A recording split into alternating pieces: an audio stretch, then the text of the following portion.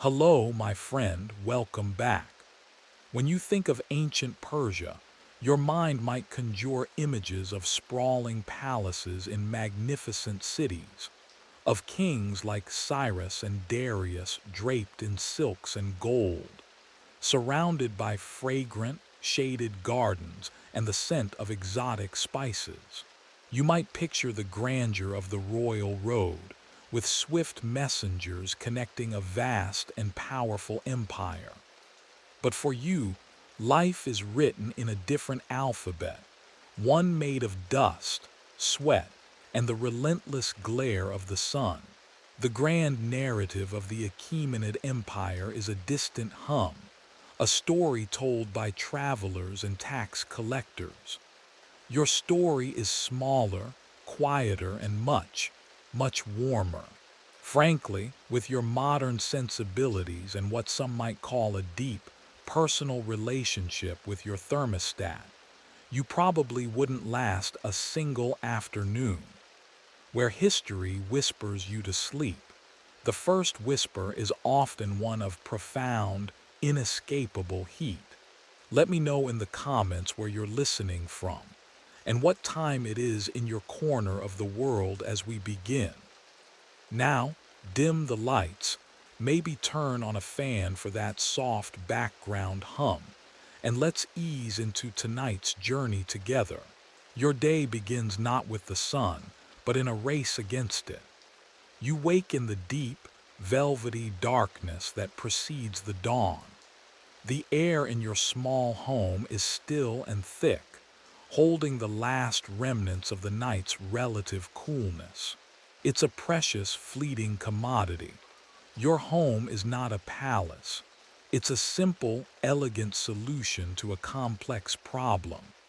The walls are made of mud brick, thick and solid, formed from the very earth you stand upon. They are your primary shield. The windows are small, little more than slits, positioned high up to let out the rising heat without inviting the searing light. You sleep on a woven reed mat on the packed earth floor, which feels surprisingly pleasant against your skin in the pre-dawn stillness. There's a faint, clean smell of dry earth, clay, and perhaps the bunch of mint you hung from a wooden beam yesterday. Its fragrance a small, defiant luxury. You rise and move without a lamp.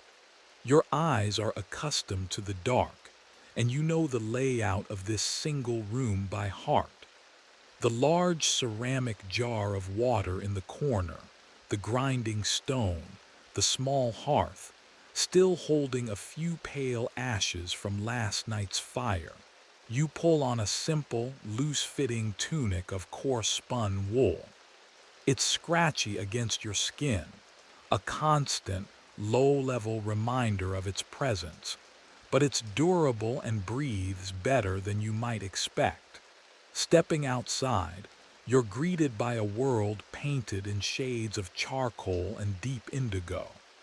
The stars are still bright, strewn across the sky with a clarity you've never seen in a modern city.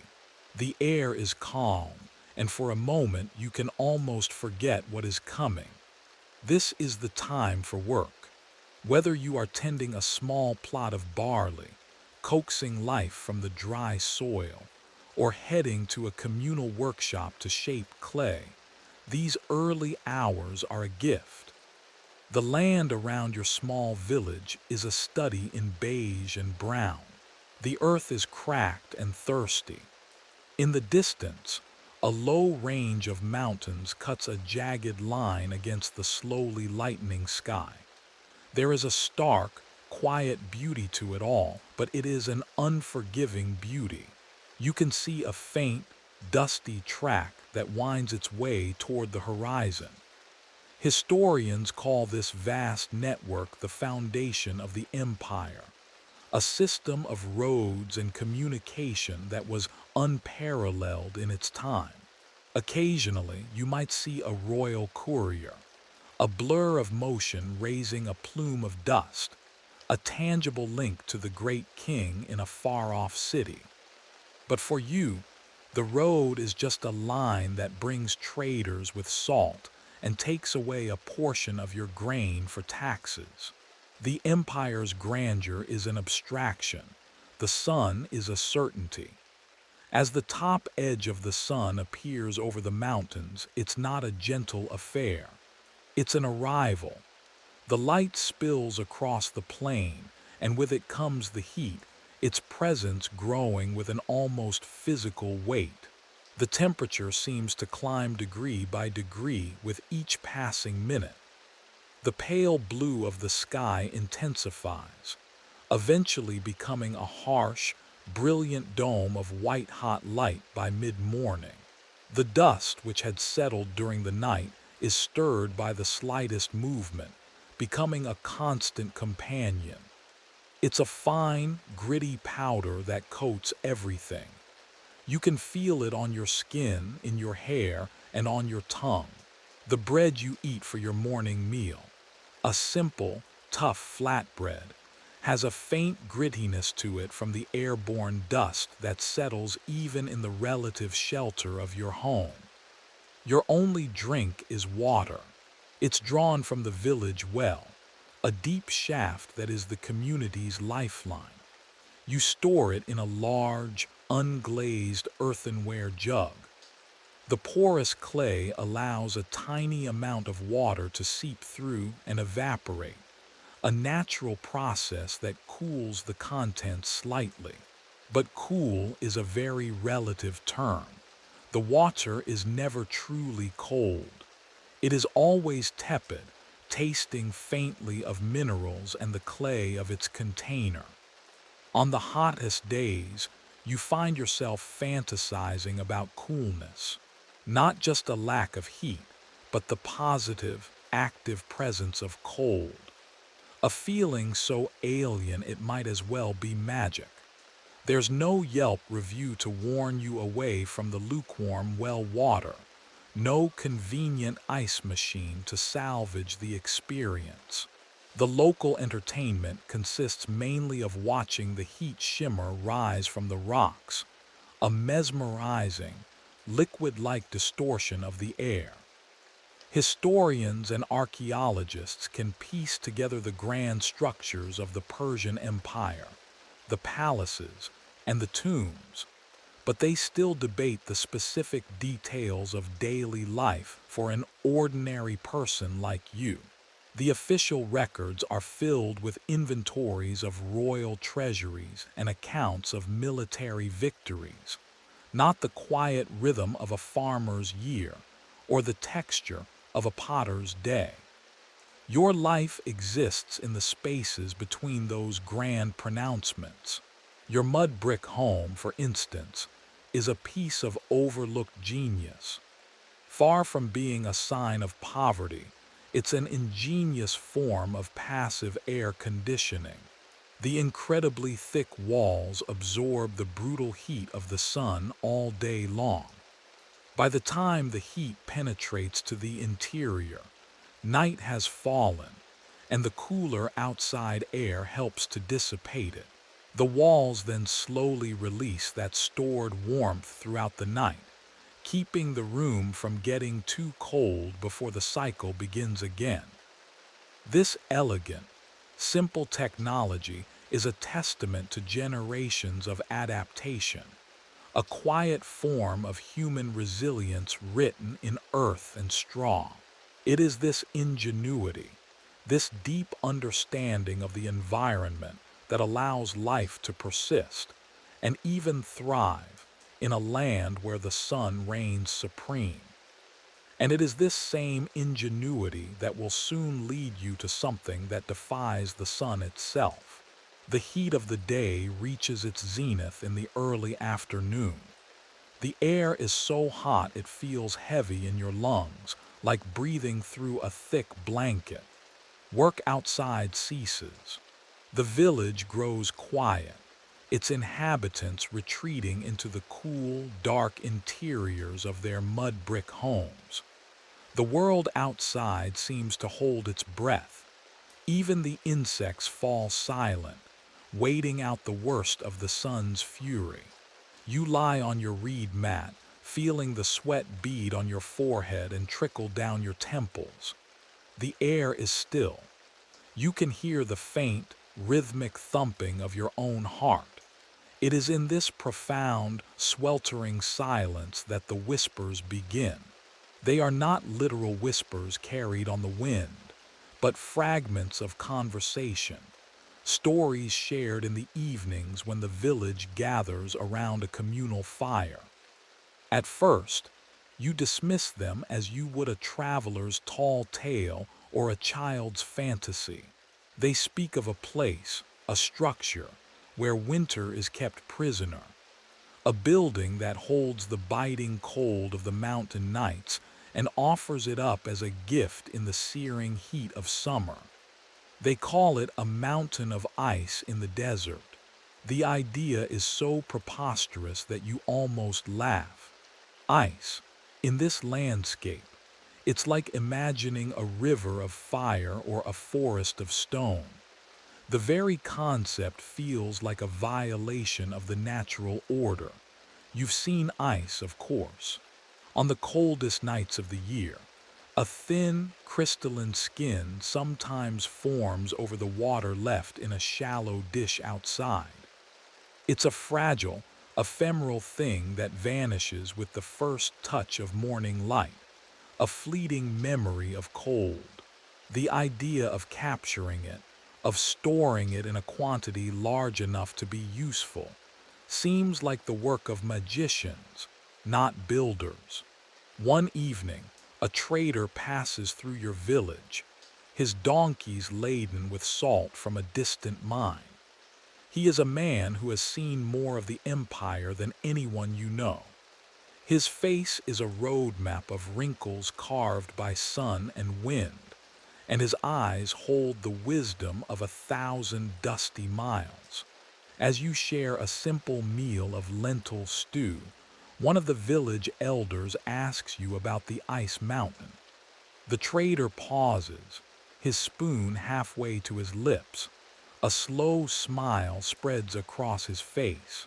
It is no fantasy, he says, his voice raspy from the road.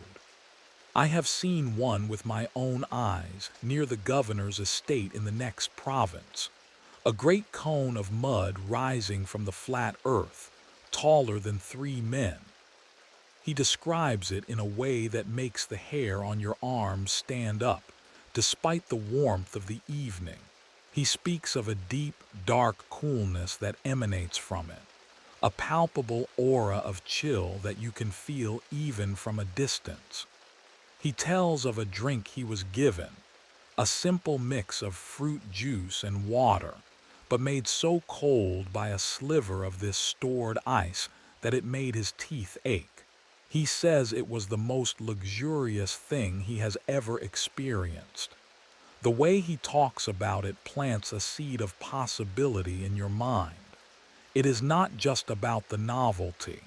He speaks of its practical uses. Meat and produce that would spoil in a day could be kept fresh for a week. Fevers could be cooled, and the suffering of the sick eased. Suddenly, it is not just a rich man's folly, but a technology that could change the very nature of life in this relentless heat. You begin to understand that this isn't magic, but engineering of a high order. The stories had always been vague, like myths, but the trader's first-hand account gives it a grounding in reality. You start to ask more questions. How is it built? Where does the ice come from? How can it possibly stay frozen through the long, brutal summer? The trader describes the basic principle as he understands it. A deep, insulated pit, thick walls that defy the sun, a shape designed to shed heat and encourage the flow of air. He mentions underground channels, aqueducts that carry water from the far-off mountains, the same life-giving channels that irrigate the fields. He says they use these to fill shallow pools during the coldest winter nights. The water freezes, is harvested, and then packed into the great cone. Historians still speculate about the exact division of labor and knowledge. Was the science behind these structures a closely guarded secret of elite architects? Or was it a form of communal knowledge passed down through generations of builders? The truth is likely somewhere in the middle. The grand designs might have come from a single mind, but the construction and operation would have required the coordinated effort of an entire community. You lie on your mat that night, long after the trader has departed, and you cannot sleep. His words echo in your mind. An ice mountain, a cone of mud that holds winter. You try to picture it, this impossible structure rising from the familiar, sun-baked earth. The thought of it is a cool spot in the hot expanse of your world. It's a point of focus, a challenge to the tyranny of the sun. It represents a different way of thinking, not just accepting the environment but actively shaping it, using its own rules against it. There is no modern parallel for this feeling. There is no air-conditioned movie theater to escape to, no refrigerator stocked with cold drinks. The concept of manufactured cold is so profoundly alien that it borders on the divine. The trader's story has transformed a myth into a tangible goal. This is the spark. It's the moment your passive endurance of the heat transforms into an active desire for change. It's a testament to human curiosity and the refusal to accept limitations. The people who conceived of this were not just surviving, they were innovating. They looked at the two most extreme elements of their world, the brutal desert sun and the sharp winter cold, and devised a way to pit them against each other. It's a story of incredible ingenuity, born not in a laboratory, but in the crucible of necessity. And as you finally drift into a restless sleep, you dream not of sun and dust, but of a deep, quiet darkness, a silent chamber filled with the impossible, beautiful treasure of solid ice. The whispers have done their work. They have planted an idea that will soon demand to be made real. The idea of the ice house, the yakshul, takes root in your community not as a luxury, but as a symbol of progress, a way to exert some measure of control over your harsh environment. The village elders, who have heard the trader's stories and remember fragmented tales from their own grandfathers, decide to act. An appeal is sent to the regional governor, a request for an architect, a master builder who possesses the specialized knowledge to turn this dream into a physical structure. Weeks turn into a month, and the heat of late summer intensifies, making the dream of ice feel even more urgent and more distant. Then, one day, a man arrives. He is not a local. That much is clear from his slightly different style of dress and his more formal, precise way of speaking. He is the architect. He doesn't carry blueprints or complicated charts. His knowledge is in his head, a library of proportions, angles, and material properties passed down through a tradition of master builders. He is here to oversee the project, to guide your hands, but the labor will be yours. He gathers the able-bodied men of the village in the relative cool of the early morning, on a carefully selected patch of flat, open ground a short distance from your homes.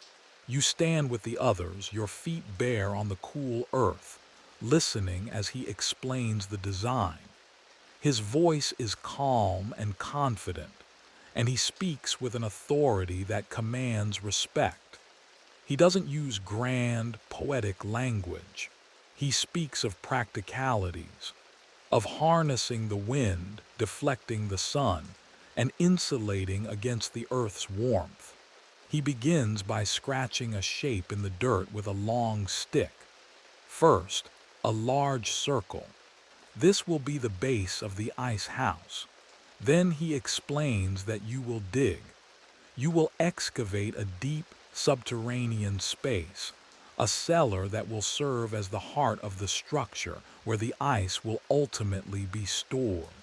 This underground portion is critical. The earth itself will be the first layer of insulation, its constant, cool temperature a buffer against the wild swings of the surface air.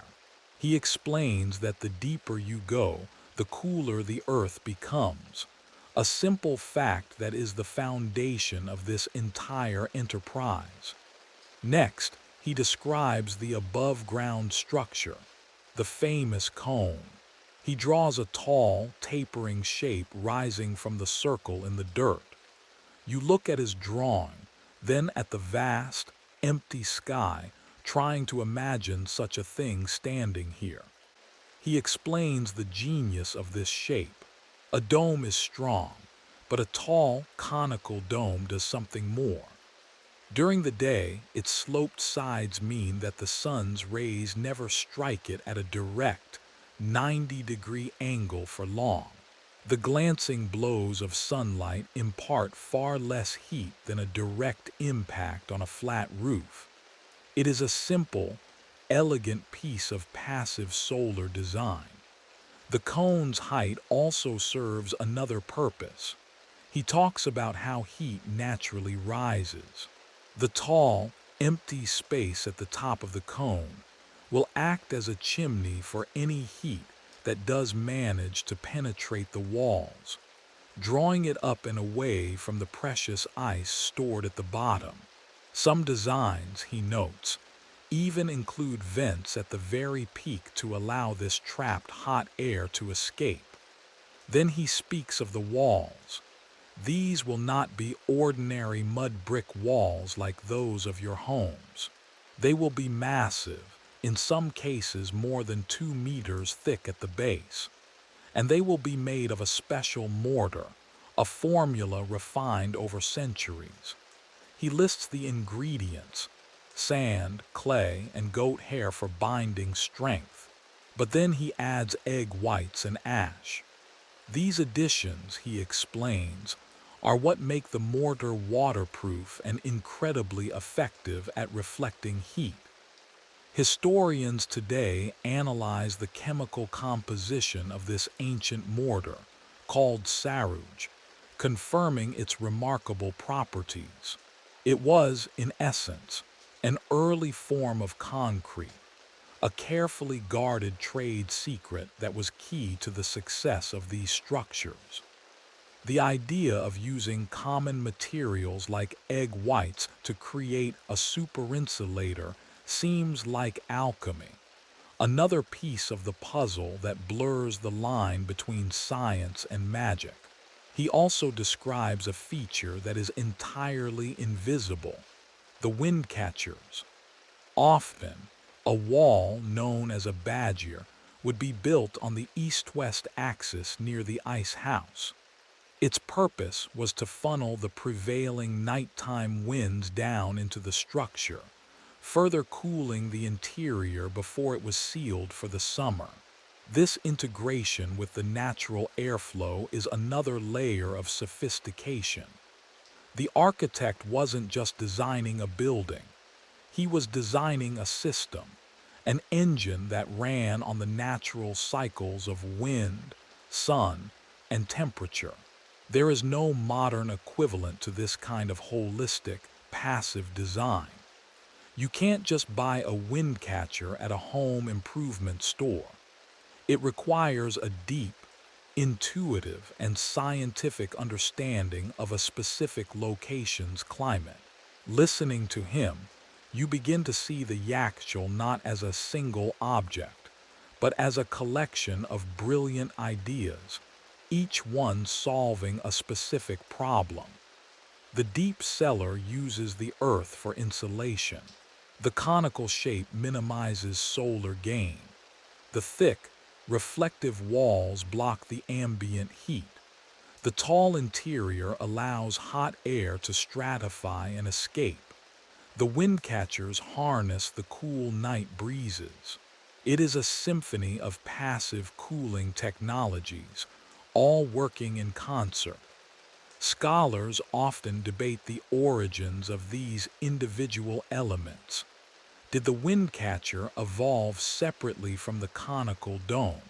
Was the sarouge mortar developed first for cisterns and then adapted for ice houses? The true chronology is likely lost to time, a testament to an era of anonymous innovation. As the architect finishes his explanation, a hush falls over the group. The scale of the project is daunting. The amount of earth to be moved, the sheer volume of bricks to be made, and the mortar to be mixed is immense. It will require the labor of the entire village for months. Yet, there is no hesitation. The vision he has laid out is too compelling. He has demystified the ice mountain, transforming it from a magical legend into an achievable feat of engineering. He has shown you the how, and it is a how built from the very materials you have at hand: your earth, your water, your labor, and your ingenuity. The sun is climbing higher in the sky, and the heat is beginning to press down. But for the first time, it does not feel entirely invincible. You have a plan, you have a design, you have an architect's impossible, brilliant dream. The work begins the very next day. There is no heavy machinery, no excavators or power tools to aid you. There is only human muscle, animal strength, and a shared, unwavering purpose. The architect's drawing in the dust becomes your guide as you and the other villagers gather with shovels, picks, and large woven baskets. The first task is the excavation, digging the great circular pit that will form the subterranean heart of the ice house. You stand at the edge of the circle, the sun already warming your back, and drive your shovel into the hard-packed earth. The ground is unforgiving. It's a mix of dry, compacted soil and small stones that grate against your metal shovel blade. The sound of dozens of shovels striking the earth at once creates a rhythmic, percussive beat, the first note in the long song of construction. You work in a line, loosening the earth, then scooping it into baskets. Young boys, too small for the heavy digging, scurry back and forth like ants, carrying the full baskets to the edge of the site and dumping the earth into what will become a growing mound. This excavated soil is not waste. It will be the primary ingredient for the bricks. Every part of the process is connected. The work is grueling. Your hands, though calloused from farm work, soon begin to blister from the repetitive motion of the shovel. The muscles in your back and shoulders ache with a deep, burning fire. Sweat stings your eyes and traces salty paths through the dust caked on your face. The air grows thick with a fine haze of airborne soil, and the taste of grit is a constant presence in your mouth.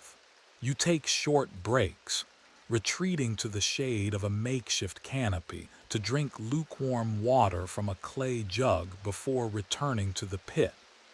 There is no concept of a weekend or a day off. The project has a deadline dictated by the seasons, and the work must continue relentlessly. As you dig deeper, the earth changes. The dry, sun-baked topsoil gives way to a cooler, darker, more clay-rich soil. It is heavier and stickier, clinging to your shovel and making the work even more strenuous.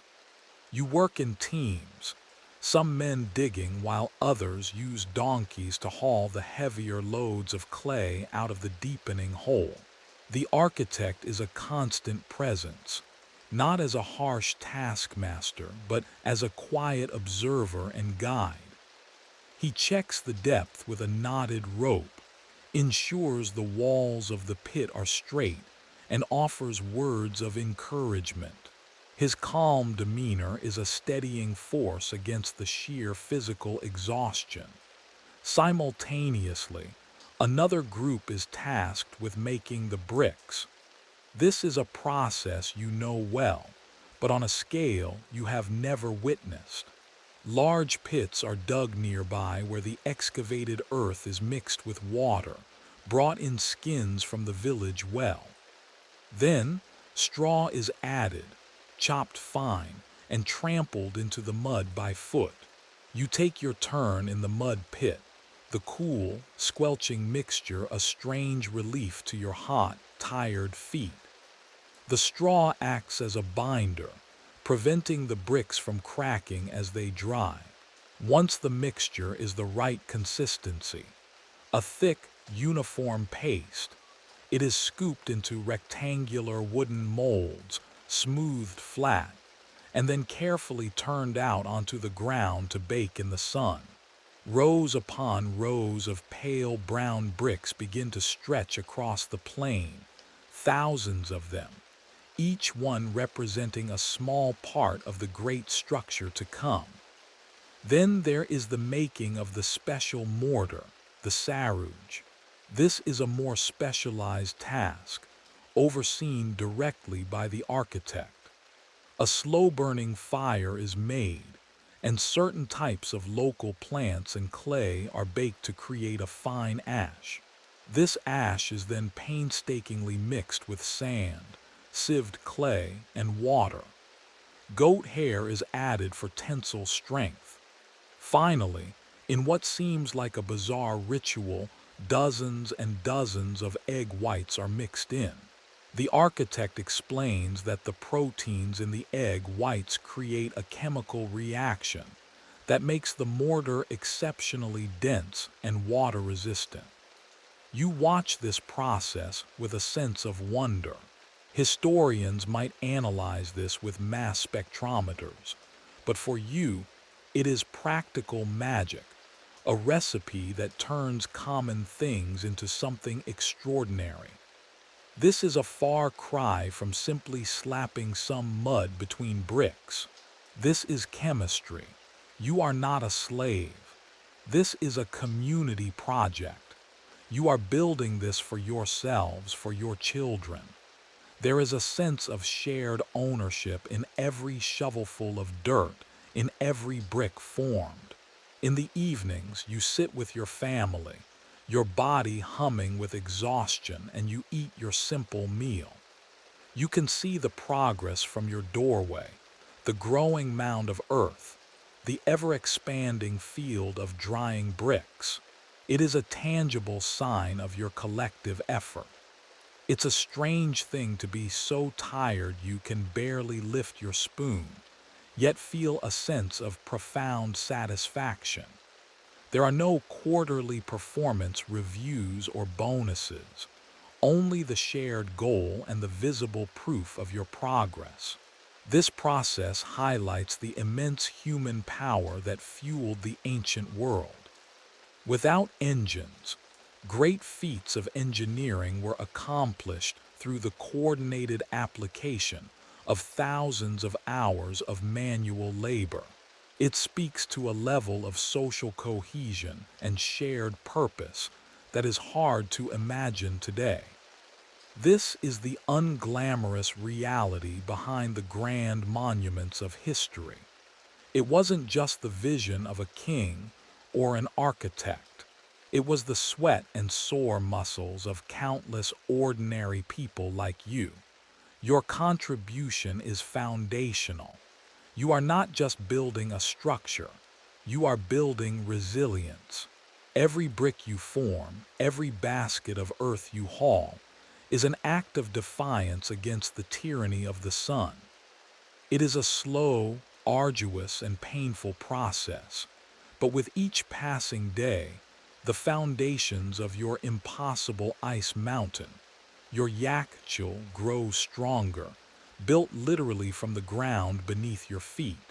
As the last of the deep excavation is completed, and the final bricks are laid out to cure under the relentless sun, a subtle shift begins to occur in the world around you.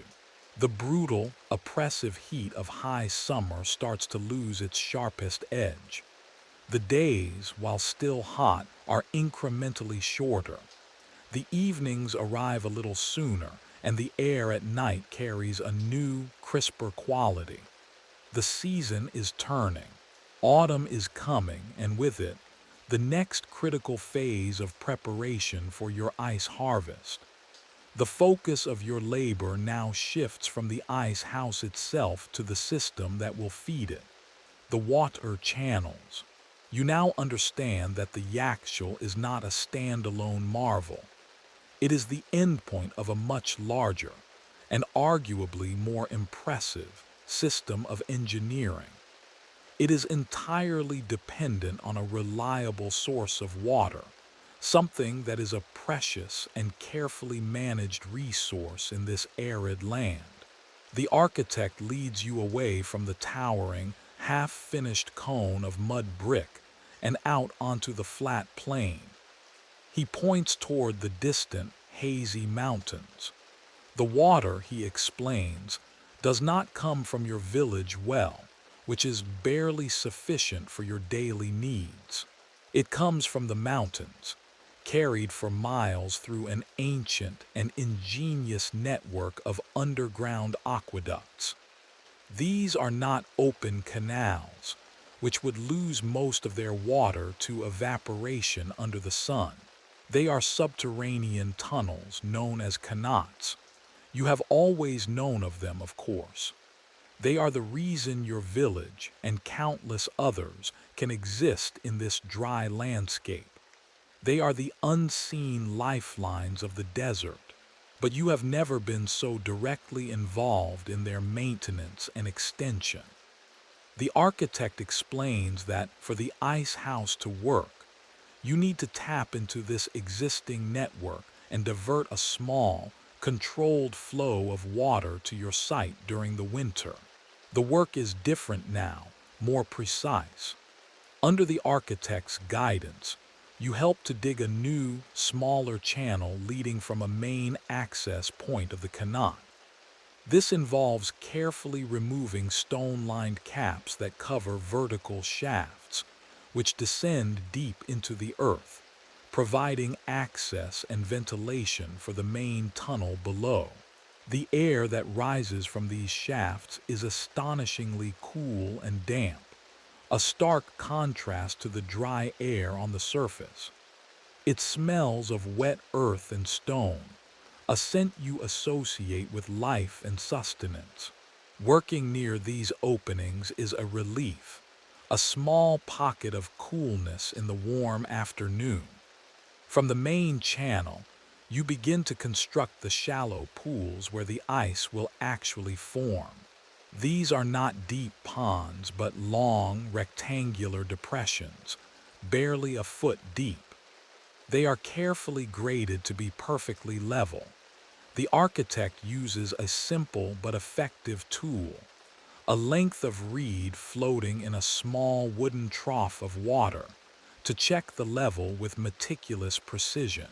Any slight incline would cause the water to pool at one end, resulting in uneven freezing. A long, shaded wall is constructed along the southern side of these canals. This wall, often made from the same mud brick as the ice house, is a crucial piece of the design. During the short winter days, it will cast a long shadow over the shallow pools, protecting the water from the sun's warmth and keeping it as cold as possible, even during daylight hours. You learn that this entire process is a delicate balance.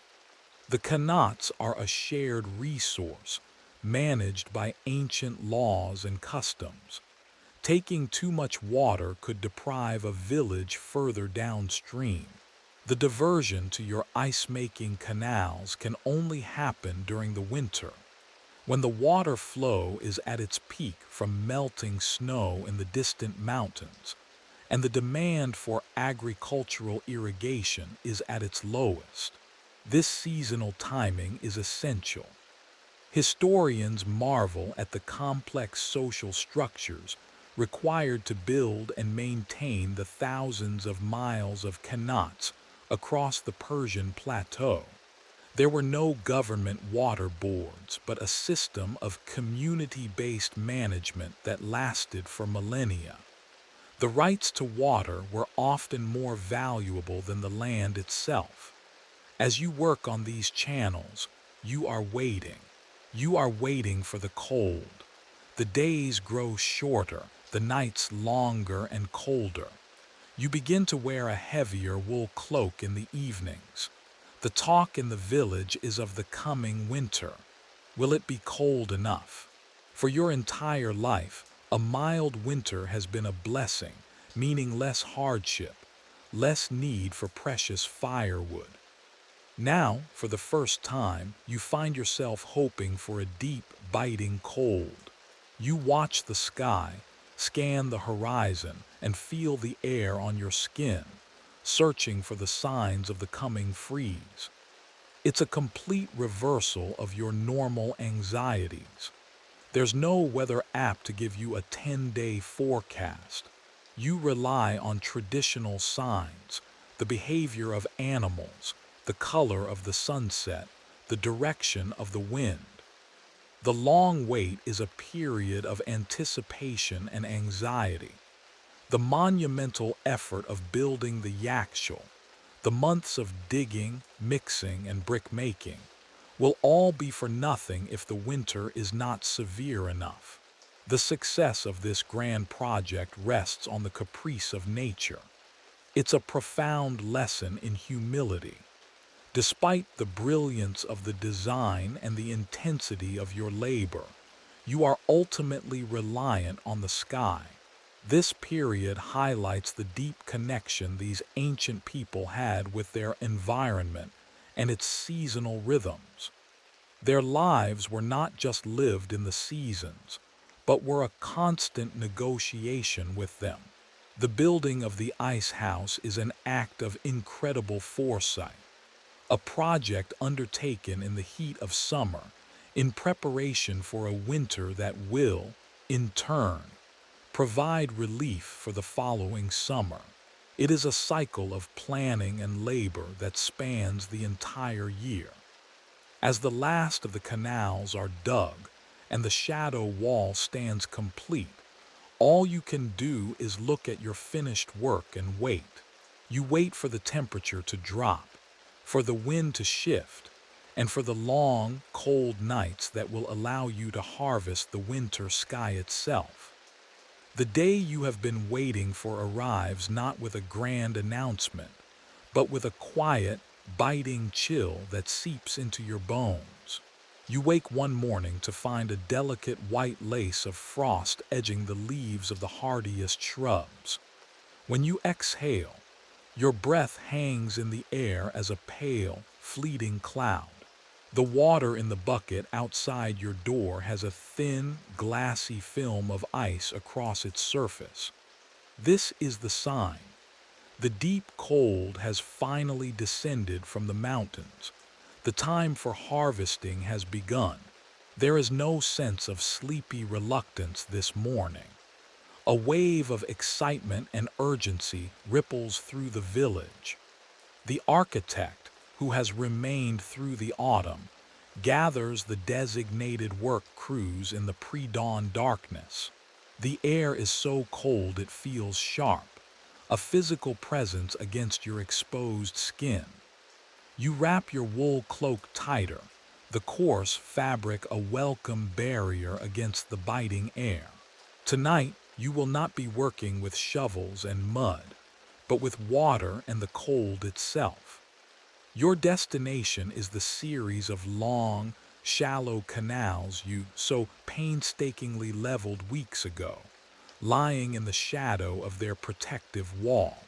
Under the faint light of a crescent moon and the brilliant, cold pinpricks of the stars, you walk to the site. The ground is hard and unyielding under your feet.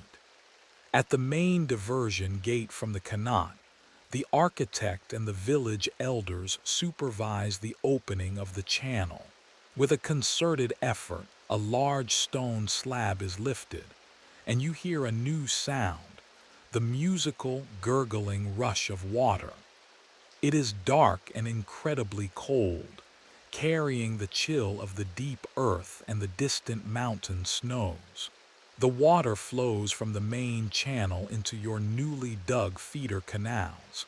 And then, under the architect's careful direction, it is guided into the first of the long, shallow freezing pools. You watch as the dark water spreads silently across the bottom of the pool, a perfect, shallow sheet. The flow is carefully controlled. Too much water and it will take too long to freeze. Too little and the ice will be too thin and fragile. The goal is to create a layer just a few inches thick. Once the first pool is filled, the water is diverted to the next, and the next, until all the canals are brimming with a shallow, still layer of water. And then you wait. This part of the process feels sacred, a quiet vigil under the vast, star-dusted canopy of the sky. The work is done at night, specifically on the coldest, clearest nights. The architect explains why. A clear sky allows the heat from the water to radiate away into the blackness of space, much more efficiently than a cloudy sky, which would trap the heat like a blanket. This principle, known as radiative cooling, is a key and often overlooked component of the ice-making process. These ancient engineers understood, perhaps intuitively, what modern physicists would later quantify. They knew that the clear desert sky was not just an empty void, but an active part of their cooling engine. As the hours pass, the temperature continues to drop. You huddle with the others, stamping your feet and blowing on your hands to keep warm. There is very little talking. The silence is profound, broken only by the distant cry of a nocturnal animal or the soft whisper of the wind. You watch the surface of the water with an intensity you would normally reserve for a hunter watching its prey. At first, nothing seems to happen. Then you begin to see it. Tiny, crystalline needles start to form at the edges of the pool, slowly, tentatively branching out toward the center. It's a slow, magical process, like watching a flower bloom in reverse. Over the next few hours, the web of crystals expands, thickens, and joins together, until the entire surface of the water is sealed beneath a solid, continuous sheet of ice. The architect inspects it, tapping it gently with a wooden staff. When he is satisfied that it is thick enough, the work of harvesting begins. Using long-handled tools, you carefully break the ice sheet into large plates. The sound of the ice cracking is sharp and clean in the frigid air. The plates are then lifted from the water, dripping and gleaming in the moonlight, and slid onto wooden sleds. It is cold, wet work. Your hands, even protected by scraps of cloth, quickly become numb. The water splashes onto your tunic, where it stiffens and freezes. This process is repeated several times throughout the night. Once a sheet of ice is harvested, the pool is refilled with another shallow layer of water from the Kanat, and the freezing process begins anew. On a single, productive night, you can harvest 3 or 4 crops of ice from the same canals. It is a grueling, cyclical effort that lasts from dusk until just before dawn. There's no modern comfort to retreat to, no heated break room with hot coffee. The only warmth comes from the physical exertion of the work itself. Scholars debate the exact efficiency of this process, but it's estimated that on an ideal night, thousands of pounds of ice could be produced. It was a remarkable feat of natural refrigeration, turning the entire landscape into a factory floor. As the first hint of gray light appears on the eastern horizon, the work ceases. The remaining water is drained from the canals, and the harvested ice, a growing mountain of jagged, glistening slabs, is ready for the next stage of its journey. You look at the pile of ice with a sense of awe and accomplishment. It seems impossible that just hours ago this was flowing water. You have captured the essence of the night's cold, given it form and substance. This pile of frozen water is more than just a curiosity. It is a stored form of energy. It is the cold that you will need to survive the coming summer. You and your fellow villagers have not just waited for winter. You have actively harvested it. It is a testament to the community's resilience and a profound example of working in harmony with the natural world, transforming its harshest elements into a valuable resource. The sun may have dominion over the day, but you have claimed the night. With the first light of dawn creeping over the mountains, the race against the sun begins. The mountain of harvested ice, gleaming under the pale morning sky, is incredibly vulnerable. Every moment it spends in the open air, it is losing its battle with the rising temperature. The task now is to move this precious cargo from the freezing canals to its final resting place, the deep, dark belly of the ice house. A new kind of energy fills the work crew. The quiet, watchful patience of the night is replaced by a sense of focused urgency. The wooden sleds, piled high with jagged sheets of ice, are dragged from the canals toward the looming, conical structure of the yakshal.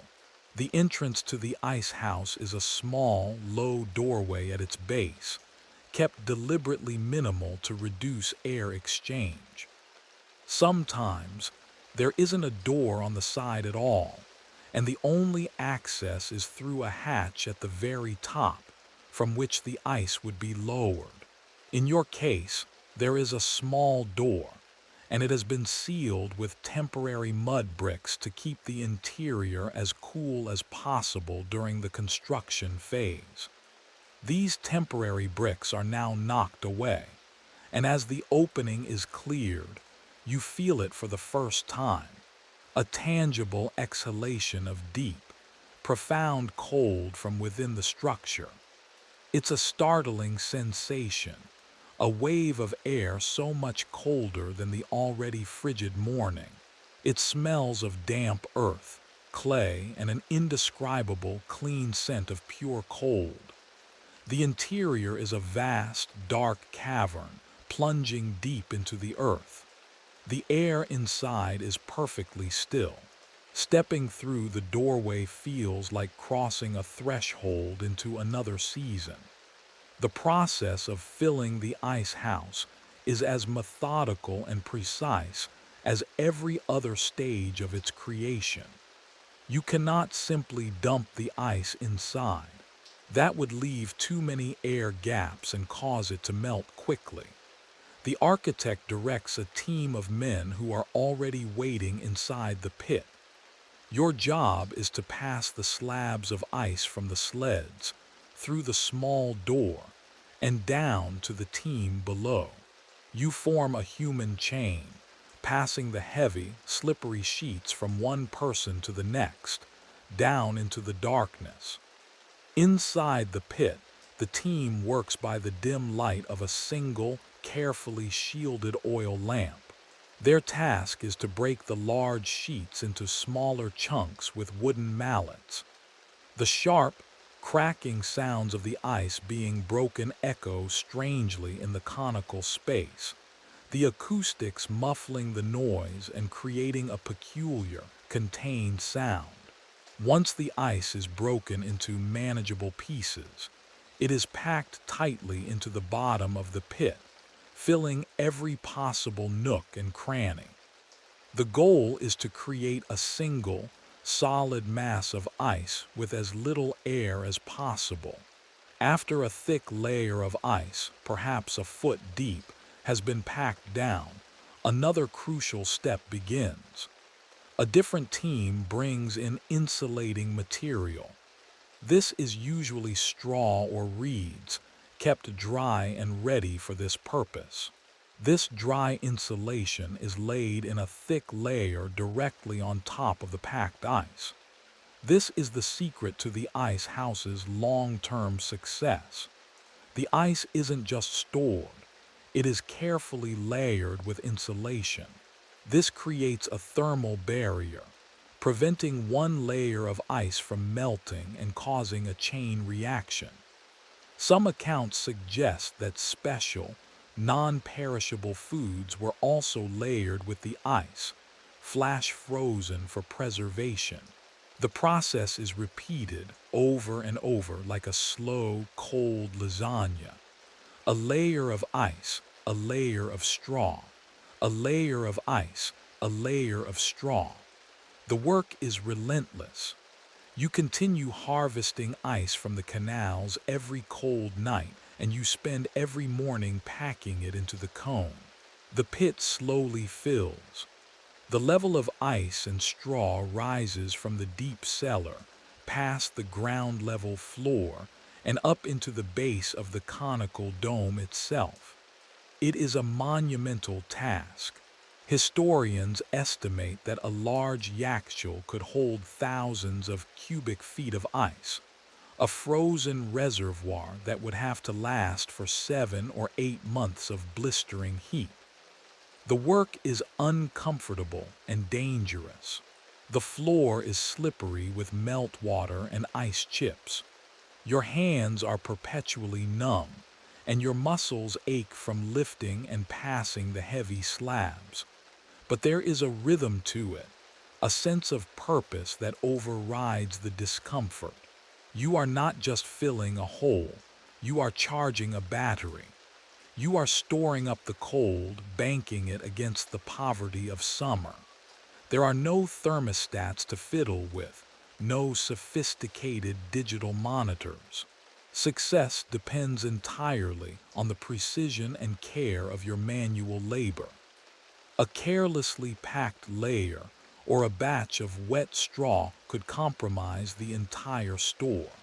So before this great story continues, please take a moment to like the video and subscribe, but only if you're enjoying our journey together. Your support means the world. As the weeks of winter pass, the ice house becomes fuller and fuller. The pile of ice and straw grows into a small mountain contained within the larger mountain of mud and brick. The final harvests are made, the last loads of ice packed tightly inside. You are creating a dense, solid core of cold that, through the principles of thermal mass, will be able to sustain itself for an incredibly long time. The sheer volume of the ice is its own best defense. The outer layers will inevitably melt slowly, but this melting process itself consumes a huge amount of thermal energy, keeping the core of the ice frozen. It's a brilliantly simple, self-reinforcing system. When the architect finally deems the ice house full, a final, thick layer of straw and reeds is placed on top.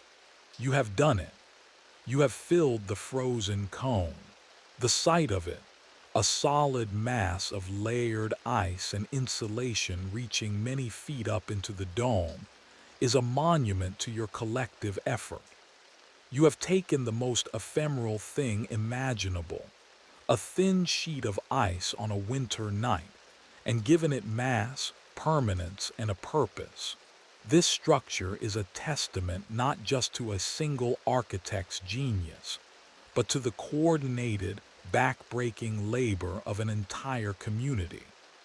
It stands as a silent, potent promise of relief, a defiance of the natural order that will soon pay dividends when the world outside once again succumbs to the furnace of summer. The work is finally complete. The last layer of straw has been laid, and the last chunk of ice has been settled into place. The great cone is filled, a dense core of winter's essence packed tightly within its earthen walls. A strange sense of both finality and beginning hangs in the air. The physical labor is over, but the structure's true work is just beginning. Now comes the most crucial and nerve-wracking part of the entire process, sealing the tomb of winter. The architect gathers the small team of masons for the final task. The small, low doorway that has been your gateway into the cold heart of the Yakshil must now be closed, and not just with a simple wooden door. It must be sealed as hermetically as possible, to prevent even the slightest breath of warm air from penetrating the interior over the long, hot months to come. This is a moment of ceremony. The entire village seems to have gathered at a respectful distance, watching in quiet anticipation.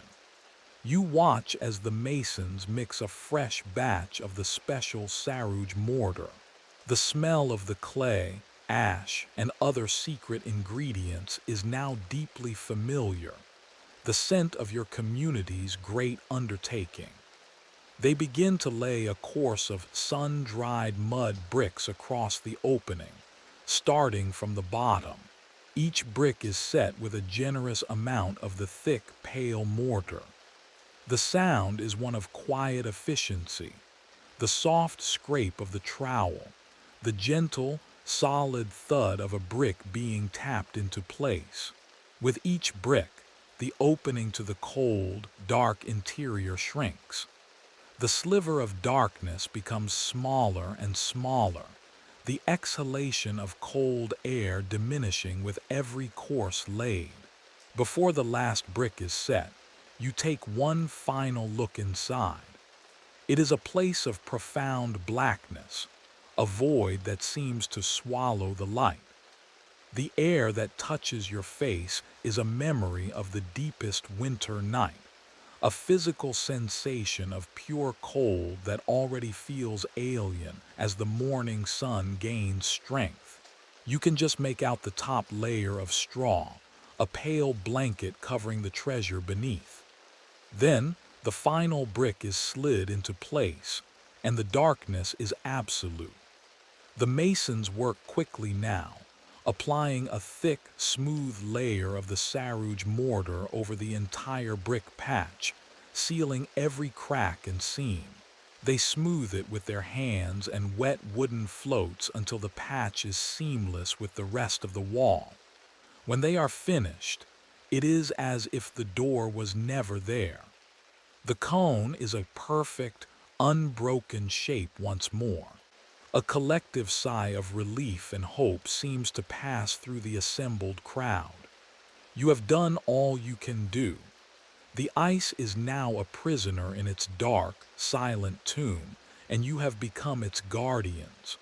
From this moment on, it is an act of faith. You must trust in the thickness of the walls, the genius of the design, and the quality of your own labor. There is no way to check on your progress, no small window to peek through. To open it even for a moment would be to break the spell, to compromise the delicate balance, and waste the cold you worked so hard to store. As the days turn into weeks, the seasons complete their turn. The last vestiges of winter's chill vanish completely. Spring arrives in a flush of life. The sparse vegetation of the plains greens for a short, glorious period. The days grow longer and warmer, and the memory of the freezing, pre-dawn harvesting sessions begins to feel like a distant dream. The yakshul stands on the horizon of your village, a silent, featureless cone. It has become a part of the landscape, as stoic and patient as the mountains behind it. It is a constant, subliminal presence in your daily life, a promise of what is to come. The heat returns, first gently, then with its old, familiar insistence. The brief green of spring fades back to shades of brown and beige. The dust returns. The sun once again beats down from a white-hot sky, and as the temperature climbs, the sealed ice house becomes an object of intense psychological focus. On a hot afternoon, as you sweat in the shade of your home, your mind turns to the cone. You try to imagine what is happening inside its thick walls. Is the ice holding?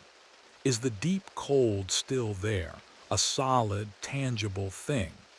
Or has it already succumbed to the heat, leaving you with nothing but a cool, damp pit?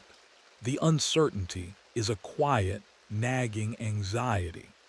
Some scholars speculate that certain ice houses may have had a more complex system of insulated double doors, allowing for limited access without compromising the entire store.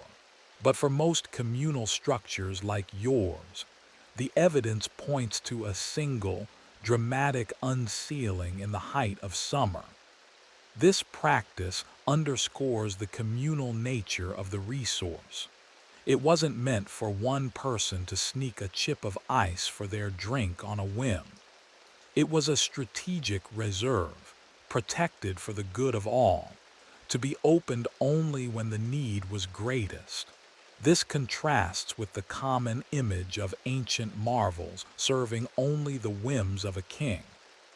While royalty certainly benefited, these structures were often crucial for the well-being of entire communities, preserving food and providing relief from heat-related illness. Sealing the yakshul is the ultimate act of delayed gratification. In a world of immediate needs, of daily hunger, thirst, and labor, to invest so much effort into something that will yield no benefit for nearly half a year requires a sophisticated level of planning and social trust. It is a monument to foresight. It represents your community's ability to look beyond the present moment and work together for a future reward. This silent, sealed tomb of winter is the physical embodiment of your hope and ingenuity. It is a defiance of the seasons, a declaration that you will not merely endure the summer, but you will face it armed with the captured heart of winter itself. And so you wait, through the growing heat, for the day when the tomb will be opened and its cold ghost will be released. The months of waiting are a slow, simmering test of faith. Spring's fleeting coolness is a distant memory, and the full, oppressive weight of summer has descended upon the land. The days are long, white, and shimmering with heat. The earth is cracked and baked hard. The air is thick and still, and the slightest exertion brings a slick of sweat to your skin. Life once again contracts into a daily battle against the sun. You work in the cooler hours of the morning and evening, and retreat to the thick-walled darkness of your home during the punishing midday heat.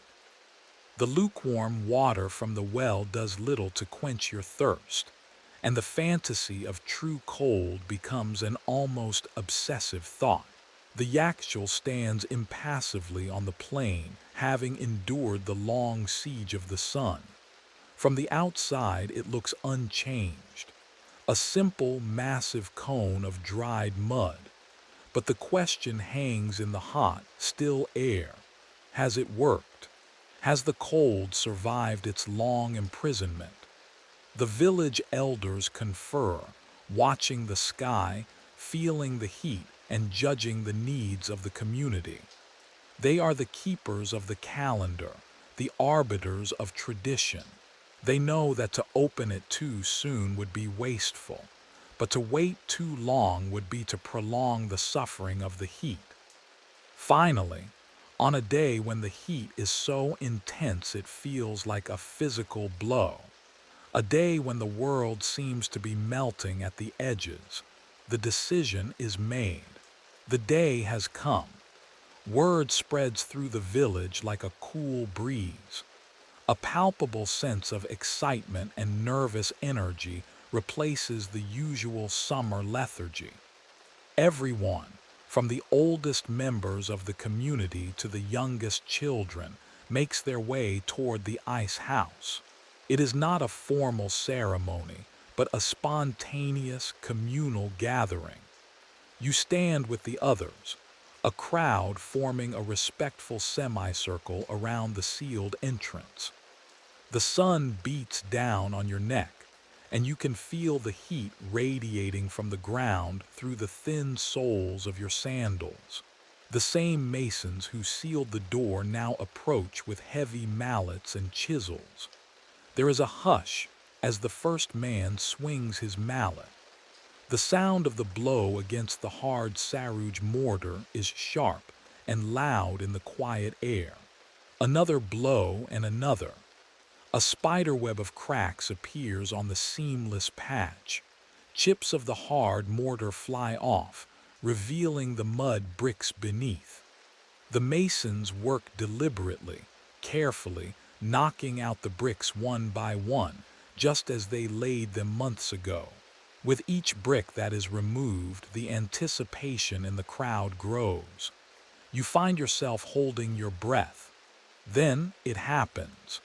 A mason pulls a brick free, creating a small, dark opening, no bigger than your fist. And from that opening pours not a trickle of air, but a visible plume of dense, white vapor, like a dragon's breath. It is the cold, moist air from within the yakshal hitting the hot, humid air outside and instantly condensing. A collective gasp ripples through the crowd. It is the first proof. The cold has survived. The vapor spills out of the hole and tumbles down the side of the cone, dissipating as it meets the hot ground. It is a magical, impossible sight. The masons work faster now, emboldened by the sign. They remove the rest of the bricks, revealing the full, dark doorway. And with the opening fully cleared, you feel it.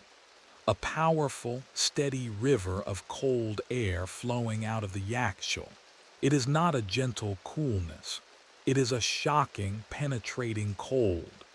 It flows over you, raising goosebumps on your sweaty skin. It smells of damp straw, wet earth, and a clean, sharp mineral scent you now recognize as the smell of ice. You see people in the crowd close their eyes, turning their faces toward the doorway to feel the impossible breeze. After months of relentless heat, it is the most profound relief imaginable. The architect, or perhaps now the designated keeper of the ice, is the first to enter. He disappears into the blackness, and after a moment his voice calls out, muffled by the thick walls. The report is good. The melting has been minimal. The top layers of straw are damp but have done their job. The great mass of ice below is solid. A cheer goes up from the crowd, a release of all the pent-up anxiety and hope from the long wait. Your creation has worked. Your gamble has paid off. This moment is the culmination of everything. The back-breaking digging, the endless brick-making, the frigid nights of harvesting, the careful packing and sealing. It all led to this first, glorious blast of cold air.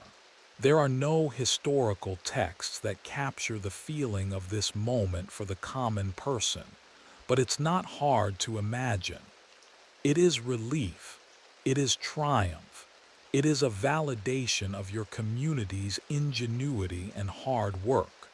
It's a feeling far more satisfying than simply flipping a switch on an air conditioner. You didn't just consume the cold, you created it, nurtured it, and protected it. The unsealing of the Yakshal was a pivotal event in the community's year. It marked the beginning of a season of relief. It meant that food could be better preserved, that the sick could be comforted, and that small, luxurious pleasures could be enjoyed.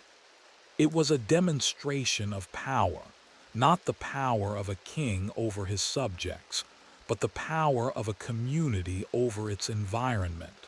This single event affirmed the value of foresight, cooperation, and a deep understanding of the natural world. In a land ruled by the sun, you have successfully staged a rebellion, and on this first crack of summer, you have won. The cold is yours to command. The initial wave of awe and relief at the unsealing gives way to a more practical purpose. The ice has been proven to exist. Now it is time to use it.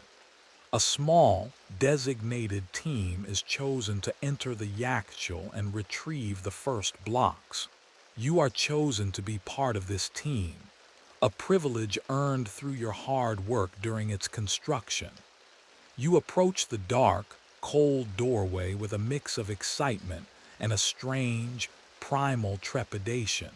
The air flowing out is so unnaturally cold that stepping through the threshold feels like entering another world. As you pass through the low doorway, you have to duck your head.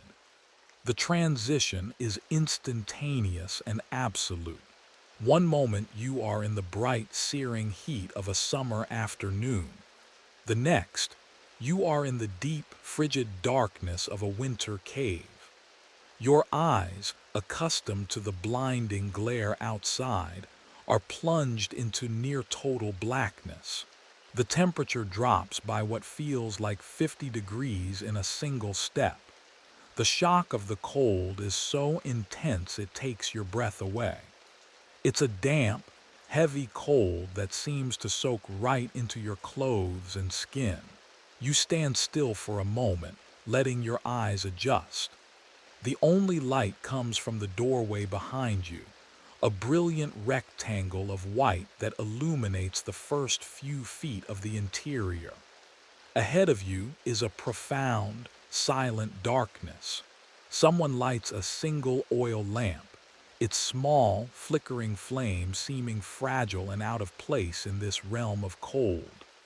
The light pushes back the shadows, revealing the strange landscape within. You are standing on a damp, springy surface.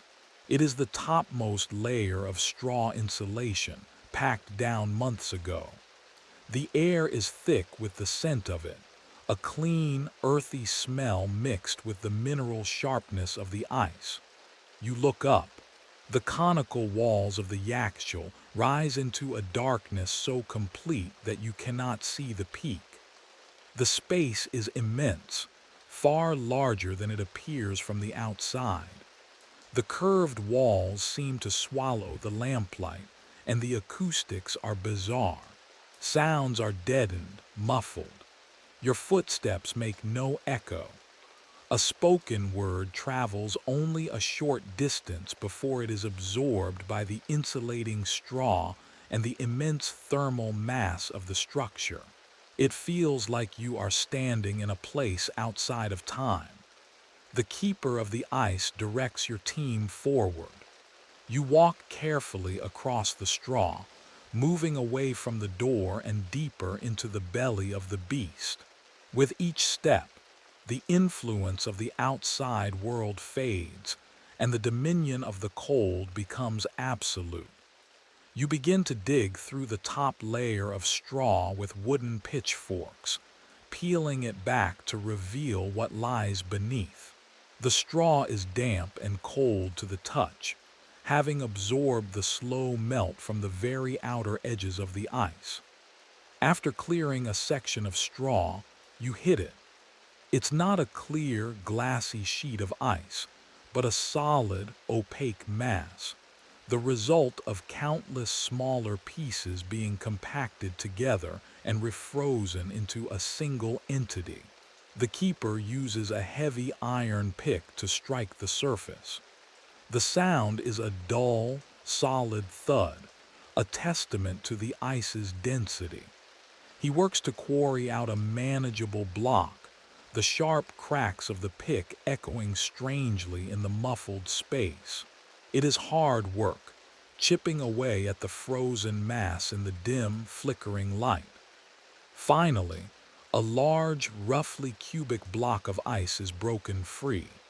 It is heavy, dense, and shockingly cold to handle, even through the thick cloths you use to protect your hands. Two of you heave the block onto a small wooden sled, the same kind you used to haul the ice from the canals during the winter.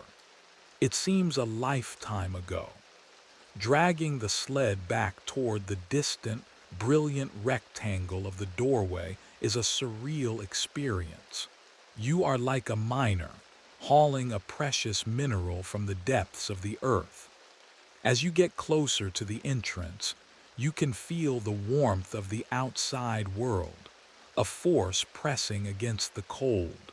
When you finally emerge from the doorway, blinking into the bright sun, the heat hits you like a physical wall. It is a disorienting, almost painful transition. The block of ice on your sled, which looked gray and opaque in the darkness of the Yakshul, is now revealed in the sunlight. It is milky white, threaded with the faint lines of the straw it was packed with, and it immediately begins to weep, a fine mist of condensation forming on its surface as the hot, humid air touches its frozen sides. You have retrieved the treasure. This block and others like it will now be carefully managed. Some will be taken to communal storage cellars to preserve perishable foods like meat, fish, and certain fruits, extending their life from days to weeks. The ability to store food was a revolutionary advantage, providing food security and a more varied diet during the leanest months of summer. Historians note that this food preservation aspect was likely the primary economic driver for the construction of these expensive structures. The luxury of a cold drink was a bonus. The prevention of food spoilage was a necessity. Standing there in the sun, watching the block of ice glisten and melt, you have a profound appreciation for the entire system. You have been inside the engine of cold, a place designed with such ingenious understanding of the natural world that it can create a pocket of deep winter in the heart of a scorching summer. It is a humbling and empowering experience. You have ventured into the belly of the beast and returned with its frozen heart. This is the reward for all the labor, a tangible piece of the impossible, ready to be used to make life in the desert not just survivable, but for a few moments at a time, wonderfully, shockingly, blissfully comfortable. The block of ice you helped retrieve from the Yakchul sits on its wooden sled, a glistening, otherworldly object in the stark sunlight. It is a source of immense fascination for the villagers who have gathered. Children who have only ever known lukewarm water tentatively reach out to touch its weeping surface, pulling their hands back with gasps of surprised delight at the painful, thrilling cold. This block is not just frozen water. It is a form of currency, a strategic resource, a treasure more precious than gold. Its value is not in its beauty or rarity in the way of a gemstone, but in its utility. In this climate, the ability to control temperature is the ultimate power. A wealthy man's gold can buy him many things, but it cannot, by itself, stop his food from spoiling or cool his fevered child. This block of ice, however, can. Its distribution is therefore a matter of great importance, managed by the village elders with fairness and foresight. The first priority is preservation. A portion of the retrieved ice is immediately taken to a communal food store, a deep, semi-underground cellar where items like meat, cheese, and prized fruits are kept. The ice is not used to create a walk-in freezer as we might imagine today. Instead, large, insulated chests, likely made of wood and lined with clay or pitch, are used. A chunk of ice is placed inside and the chest is sealed. The slow-melting ice keeps the interior temperature low and dry, dramatically slowing the process of spoilage. This is a game changer for the community's health and economy. A hunter's successful catch can now feed the village for a week instead of a day. Surplus milk can be turned into cheese that will last. The availability of preserved food provides a crucial buffer against scarcity. Another portion is set aside for medicinal purposes. In a world without antibiotics or modern medicine, fever is a deadly and common enemy. A cool cloth, chilled with water from melted ice, placed on the forehead of someone suffering from heat stroke or a high fever can provide immense relief and may even be the difference between life and death. The ice is a tool for comfort and healing, a tangible way to fight back against the ravages of illness. There is no modern equivalent for this simple, powerful remedy in a pre-pharmaceutical world. A visit from the local healer might now include not just herbs and poultices, but a small, precious shard of ice. The transportation of the ice, even for short distances within the village, is a careful and hurried affair. The block is quickly covered with thick, damp cloths or layers of straw to insulate it from the hot air during its journey. Every drop of meltwater is seen as a loss. For longer distances, to supply a wealthy patron or a governor in a nearby town, the process would be even more elaborate. The ice would be packed in sawdust or straw inside a wicker basket, which would then be wrapped in layers of felt or animal hide. This precious cargo would be transported at night by the fastest means possible, likely a mule or donkey, to minimize its exposure to the sun. But not all the ice is for purely practical purposes. A significant portion is reserved for a use that, in this harsh environment, feels like the ultimate expression of luxury: chilled food and drink. The concept of eating or drinking something deliberately, shockingly cold, is a status symbol, an experience so far removed from the everyday that it borders on the magical. The ice is not typically consumed directly. Instead, a block is placed in a large ceramic bowl. As it melts, it creates a pool of ice-cold water. This water is then used to chill other things. A clay jug of fruit juice or wine, placed in the bowl of ice water, will become refreshingly cold in a way that is otherwise impossible. This leads to the creation of one of ancient Persia's most famous culinary inventions, a treat that is a direct ancestor of modern sorbet and ice cream. Chopped fruits, spices like saffron, and sweeteners like honey or grape syrup would be mixed into a bowl. This bowl would then be placed inside a larger bowl, and the gap between the two would be packed with a mixture of crushed ice and salt.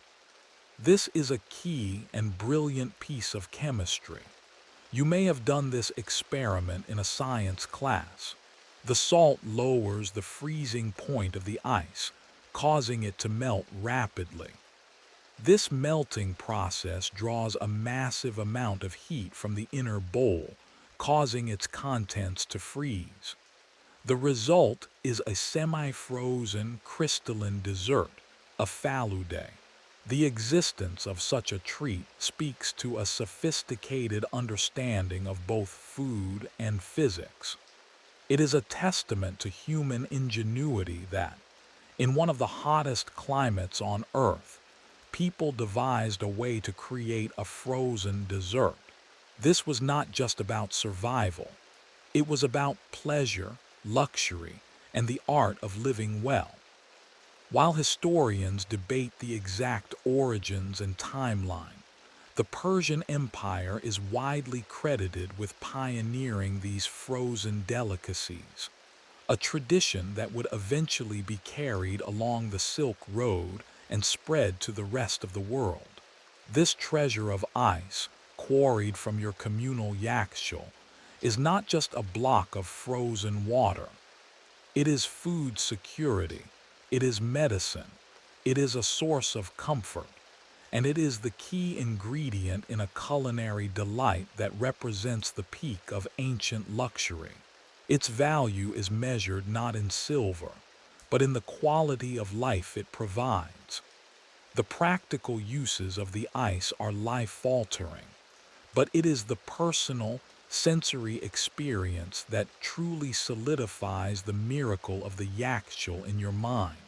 The elders have decreed that to celebrate the successful unsealing, a small portion of the first ice harvest will be used to create a chilled treat for the entire village. It is a gesture of community, a shared reward for a shared effort. The excitement is palpable.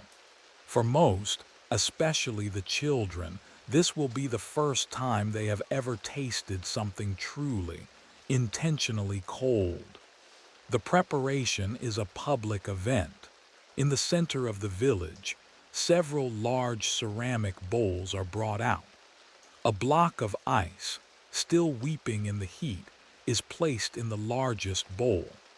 Its presence seems to bend the very air around it, a small island of winter in the sea of summer. You watch as a woman crushes a portion of the ice with a wooden mallet, the sharp, cracking sounds drawing a crowd. Another woman pours a sweet, fragrant syrup made from dates and honey into a smaller bowl. She adds a splash of rose water, a common and beloved flavoring, its floral scent mingling with the clean smell of the melting ice. She then takes the bowl of sweetened syrup and nests it inside the larger bowl, packing the crushed ice and a handful of coarse salt into the gap between them. You now understand the principle you saw being prepared for the more luxurious desserts. But this is a simpler version, meant for everyone. She begins to stir the syrup with a wooden paddle as the ice and salt mixture works its strange magic, drawing the heat out of the inner bowl. Slowly, miraculously, you see the texture of the syrup begin to change. It thickens, and tiny ice crystals form within it, turning the liquid into a slushy, glistening concoction. Finally, it is ready. A small amount is ladled into simple clay cups and passed around. You take yours, the clay cool against your hand. You look down at the contents. It is a pale, semi-translucent slush, shimmering in the sunlight.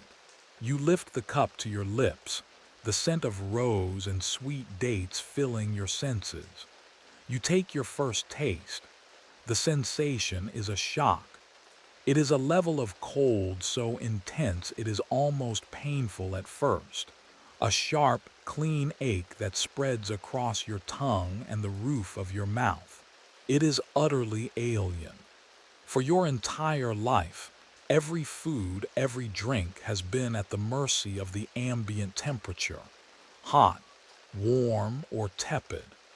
The idea of eating something that actively fights back against the heat, something that carries the memory of a winter night within it, is a revelation. The cold is not just a temperature, it is a flavor, a texture, a feeling all its own. After the initial shock, the pleasure follows. The sweetness of the date syrup is magnified by the cold, and the floral notes of the rose water are crisp and clear. The slush melts on your tongue, a tiny, fleeting river of cold that soothes the heat-parched tissues of your mouth and throat. It is the most refreshing thing you have ever experienced. A small mouthful seems to cool you from the inside out, a sensation that spreads through your chest, a temporary but profound relief from the oppressive heat that has been your constant companion for months. You see the same look of stunned, wide-eyed pleasure on the faces of your fellow villagers. Laughter and gasps of delight replace the usual quiet endurance of the afternoon. This simple cup of sweetened ice is a profound luxury. It's a sensory experience that no amount of wealth could conjure without the underlying technology of the yakshal. There is no modern equivalent for this moment. We are so accustomed to cold that we have become numb to its magic. We open a freezer and grab an ice cube without a second thought. For you, this experience is singular, memorable, and deeply meaningful. It is a direct, tangible taste of your own hard work. You can taste the cold nights spent harvesting, the sweat of the long days of construction, and the patience of the long wait. It is all here, in this cup. This moment underscores the human capacity for finding and creating joy even in the harshest of circumstances. The yakshal was born of necessity, the need to preserve food, but it also gave birth to moments of pure, unadulterated pleasure. This wasn't just about survival, it was about quality of life.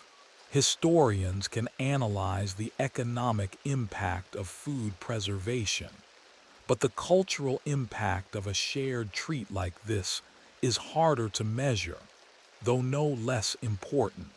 It builds community, creates shared memories, and provides a focal point for celebration. As you finish the last of your slush, the delightful, aching cold lingers in your mouth. You feel refreshed and invigorated. The heat of the afternoon seems a little less oppressive, the sun a little less tyrannical. You have not just endured the summer, you have tasted its opposite. You have tasted a defiance of nature, a small, sweet victory scooped from a bowl. The taste of impossible cold is the taste of ingenuity, a flavor that speaks of human resilience, creativity, and the enduring desire to make life not just bearable, but beautiful.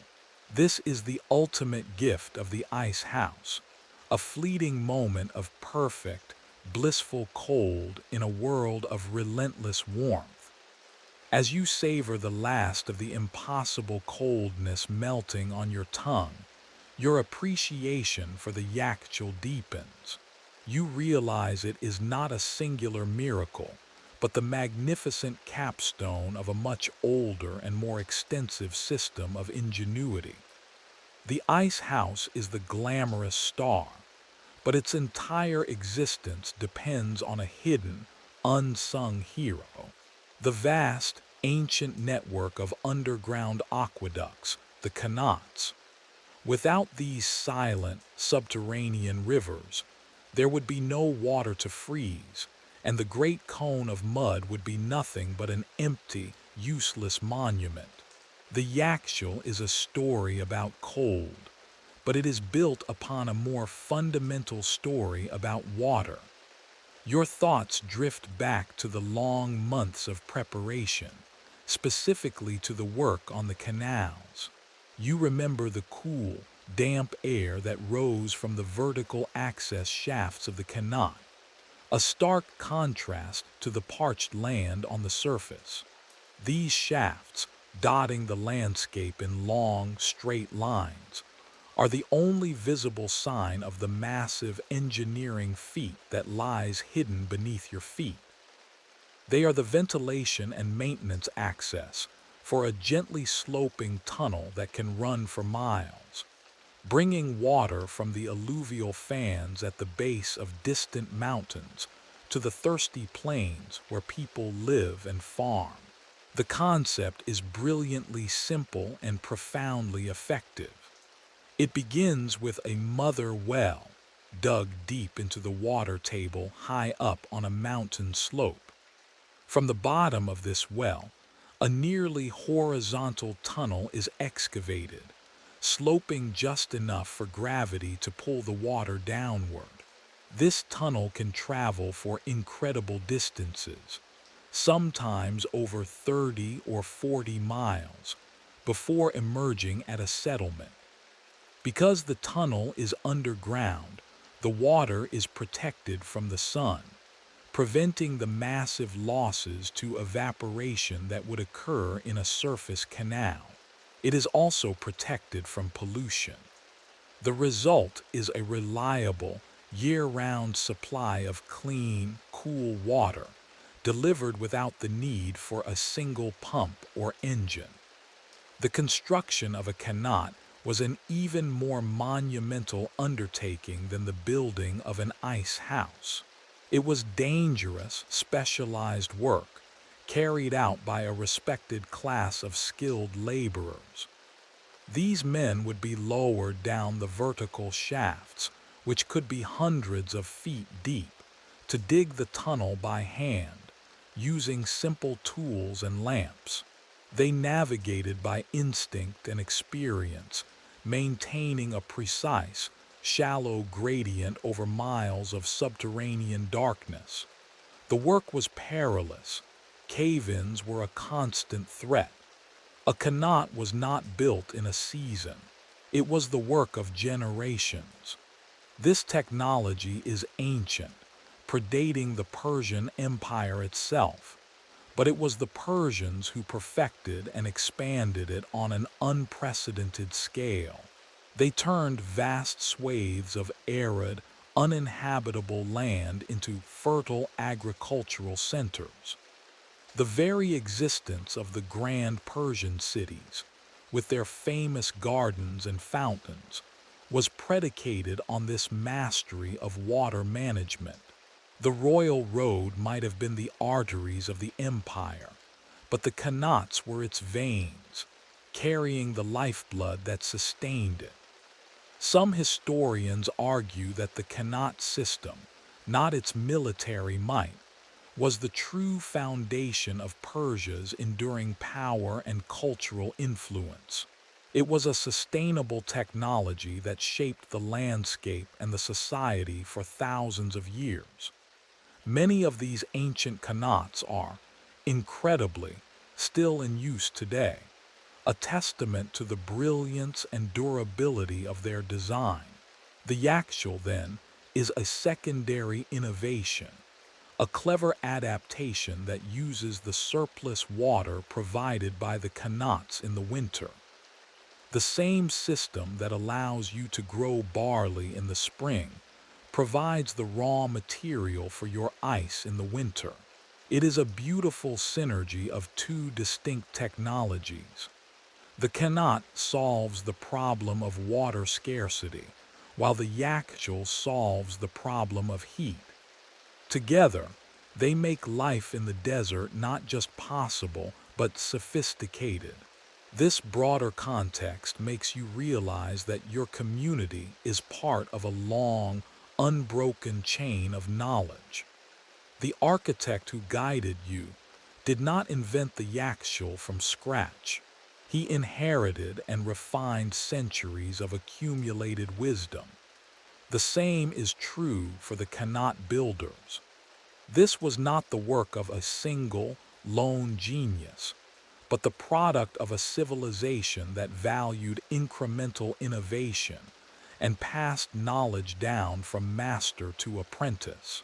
There were no patents or intellectual property laws to stifle this flow of information. Good ideas were adopted, adapted, and improved upon, becoming part of a shared technological heritage. Thinking about the silent, invisible river flowing beneath your feet gives you a new sense of security and wonder. Your village is anchored to the earth and to the past by this lifeline. It connects you to the distant mountains, to the generations of builders who came before you, and to the other communities along its path who share this vital resource. The Yakshal may be the most dramatic expression of your control over the environment, but the Kannat is the most profound. It represents a deeper, more patient, and more fundamental victory over the challenges of your world. The ice in your cup is a fleeting luxury, but the water that made it possible is the very definition of life. It is the quiet, constant pulse of the desert, a gift from the mountains delivered by the genius of your ancestors. Years pass. The cycle of the seasons continues its relentless rhythm, and the Yakshal becomes a dependable and integrated part of your life. The annual harvesting of the ice, the sealing of the cone, and the joyous summer unsealing become familiar rituals, woven into the fabric of your village's calendar. The impossible has become routine.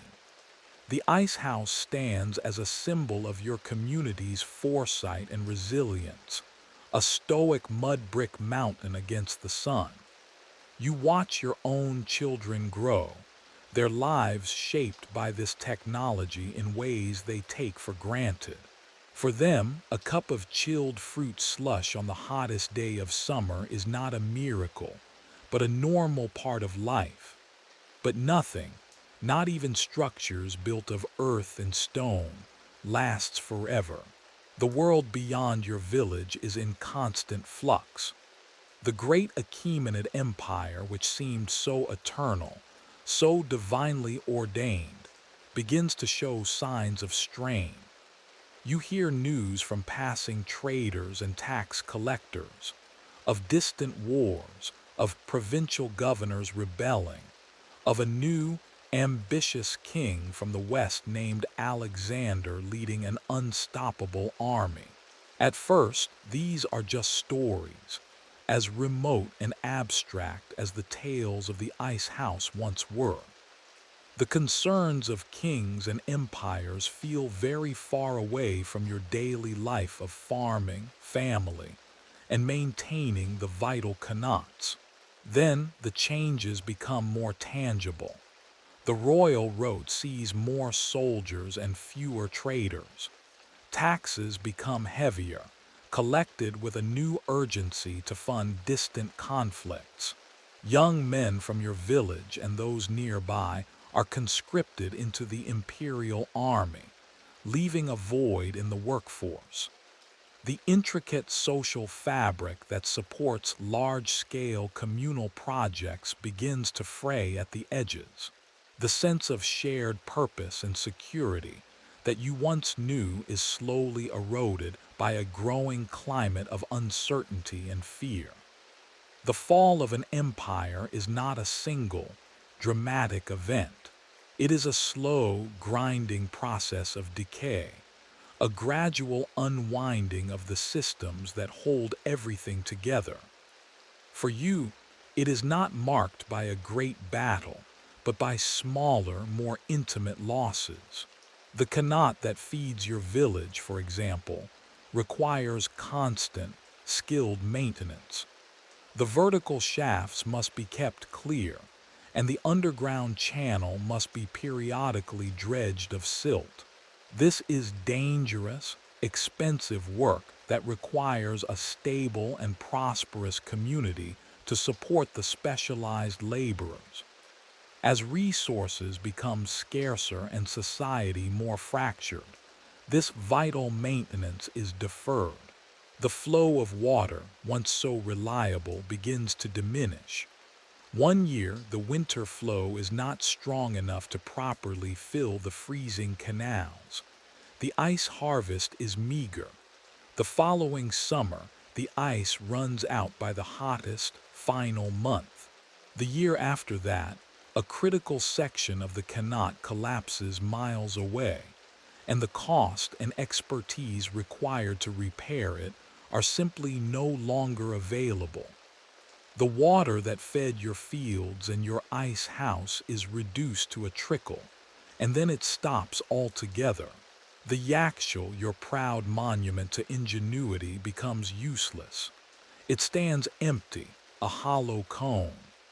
The small doorway is no longer sealed. It is a dark, gaping mouth, exhaling only a faint, earthy coolness from its deep pit, a ghost of its former power. The carefully constructed freezing canals lie dry and cracked under the sun, their shade walls slowly crumbling back into the dust from which they were made. This is how a wonder of the ancient world fades, not in a blaze of glory, but through quiet neglect. The knowledge of how to build and operate a yakshal is not necessarily lost, but the social and economic conditions that made it possible have vanished. Without the stable foundation of the qanat system and the cohesive community to provide the labor, the technology becomes dormant. It is a profound and melancholy lesson. The most brilliant idea is worthless without the infrastructure and social will to implement it. Historians often focus on the conquerors and the battles, but the true story of civilizational decline is often a story of infrastructure failure. Generations pass.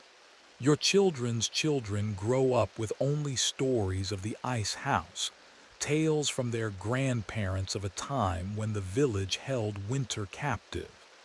The Great Cone becomes a landmark for travelers, a curiosity.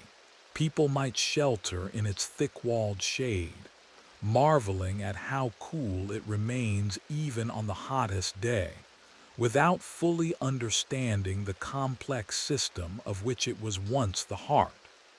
They might speculate on its purpose. Was it a watchtower, a strange tomb, a temple to some forgotten god? The true, brilliant purpose becomes the stuff of legend. Across the Persian plateau, hundreds of these magnificent structures suffer the same fate. They stand for centuries, their incredibly durable saruj mortar resisting the elements, leaving them as silent, lonely monuments on the landscape. They are testaments to a lost golden age of engineering and environmental mastery. The slow decline of this incredible wonder is a poignant reminder of the fragility of civilization. It shows how interconnected everything is, how a political shift hundreds of miles away can, over time, lead to a dry canal and an empty ice house. The past whispers you to sleep not just with tales of triumph, but with echoes of what has been lost, a soft, sleepy story of the entropy that eventually reclaims all human endeavors. You stand in the long shadow of the now ancient Yakshul. The sun is low in the sky, casting the landscape in a warm, golden light. The structure is weathered and worn, parts of its outer layer having crumbled away, revealing the intricate pattern of the mud bricks beneath. The entrance is a dark, hollow space, and the wind, which once was harnessed to cool the interior, now whistles through it with a low, mournful sound. It is no longer a functioning piece of technology. It is a ruin, an echo, but even in its decay, it holds a powerful story of ingenuity and a profound connection to the modern world you now inhabit. Looking at this ancient structure, you can see the seeds of ideas that are remarkably relevant today. The Yakshul was, at its core, a masterpiece of passive design and sustainable engineering. It consumed no fuel, had no moving parts, and was constructed entirely from local, natural materials. It was a machine that ran on a sophisticated understanding of the environment, on the principles of thermal mass, radiative cooling, evaporative cooling, and convective airflow. It was a solution perfectly tailored to its specific climate, a testament to a way of thinking that we are only now beginning to rediscover. In your modern world of complex, energy-hungry technologies, the Yakshul offers a quiet rebuke. You think of the immense amount of electricity consumed by refrigerators and air conditioning systems, the chemical refrigerants that harm the atmosphere, the reliance on a complex and vulnerable power grid. The ancient Persians faced the same fundamental problem: how to create cold in a hot place, but they solved it with a quiet elegance, using intelligence and observation rather than brute force. The architects of the Yakshul were, in a very real sense, pioneers of green technology. Scholars and architects today study these structures, not just as historical curiosities, but as sources of inspiration. The principles of the windcatcher, or badger, are being incorporated into modern buildings to reduce the need for air conditioning. The concept of using thick, high thermal mass walls to regulate interior temperatures is a cornerstone of passive solar design. The ancient idea of using the night sky for radiative cooling is being explored for new, energy-efficient systems. The echoes of the Yakshul can be found in the quest for sustainable architecture and a more harmonious relationship with our planet. It turns out the past has a great deal to teach us about the future. You reflect on the human element of the story. The Yakshul was not built by a machine or a corporation, but by a community. It was the product of shared labor, of a collective agreement to invest in a better future. It required trust, cooperation, and a willingness to engage in delayed gratification on a massive scale. This social technology is perhaps as impressive as the physical engineering. In a modern world that often feels individualistic and fragmented, the story of the Yakshul is a reminder of what people can achieve when they work together toward a common goal. The genius of the Yakshul and the Kanat system it depended on represents a pinnacle of human adaptation. It shows a deep-seated impulse not just to survive, but to thrive, not just to endure hardship, but to create comfort and even luxury. It's a story of resilience, not just in the face of heat, but in the face of profound environmental limitations. These ancient people did not see the desert as a wasteland to be abandoned, but as a puzzle to be solved. And for a time, they solved it brilliantly. As you turn to leave the silent cone behind, you feel a sense of profound respect. You wouldn't have lasted a day in their world, not really. The physical hardship, the lack of modern comforts, and the constant, gnawing uncertainty of life would have been overwhelming. But by listening to their story, you have gained a deeper appreciation for the comforts you so often take for granted. The simple act of getting a cold drink from a refrigerator is, in its own way, the culmination of a dream that began thousands of years ago in the dust and heat of the Persian plains. The legacy of the ice house is not just in the ruins that dot the landscape, but in the enduring human quest for a better, more comfortable life. The past, it turns out, is never truly past. It is a foundation, a whisper, an echo that shapes our present and guides us toward a more sustainable future. Where history meets slumber, the final lesson is one of quiet, enduring gratitude. And so, our journey through time comes to a gentle close. The story of the Persian ice house, a testament to human ingenuity against the relentless sun, now fades into the quiet of your room. Think of the deep, silent cold stored within those ancient earthen walls, a coolness born of starlit winter nights and patient, communal effort. Let that feeling of profound, still cold be a comfort to you now. Every challenge they faced, from the hard, baked earth to the searing heat, they met with incredible creativity, building a legacy of knowledge that still echoes today. Their struggles are a soft counterpoint to your own comfort, a reminder of the quiet luxury of your own bed, the simple peace of your own room. The world of dust and heat, of shared labor and impossible dreams, recedes now, leaving only a sense of calm and a deep appreciation for the softness of your pillow and the gentle weight of your blanket. Let the echoes of the past sing you to sleep, carrying you into a deep and restful slumber. There is nothing more for you to do now but to breathe, to relax, and to drift into your own peaceful dreams.